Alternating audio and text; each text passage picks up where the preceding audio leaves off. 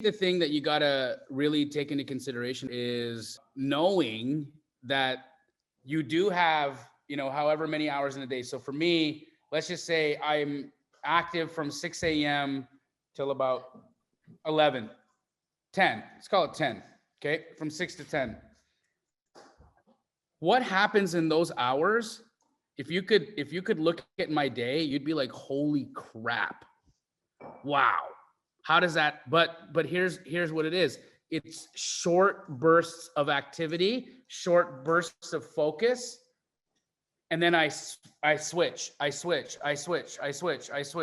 So I'm constantly doing something at a high level, high intensity, and then a short break, and then on to the next thing. High intensity, high focus, short break, on to the next thing. High intensity, high focus, short break, on to the next thing. That time blocking strategy is unbeatable. Unbeatable. But here's where you can get yourself screwed up, because sometimes we get so caught up in an activity that we forget to stop. And it's the forgetting to stop that screws you. Because what ends up happening is everything that you were supposed to do outside of that gets pushed. You forget it, you push it. Then the next day, you're like, oh my God, I didn't get, and you feel overwhelmed because you didn't get the things that you were supposed to get done because you got overwhelmed. You let yourself get carried away on the one activity, the one task, because you like that more than you like the other activities or tasks that were following the one that you like.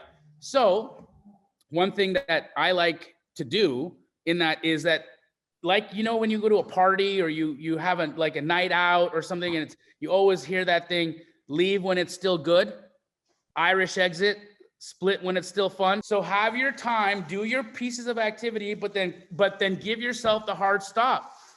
Just give yourself the hard stop and then move on to the next activity, knowing that tomorrow you're going to be just excited to come back and bring that level of intensity to carry on with what you left off with.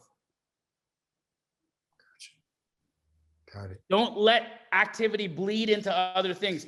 It's going to be impossible for you to juggle 3 things if you're only doing one of them.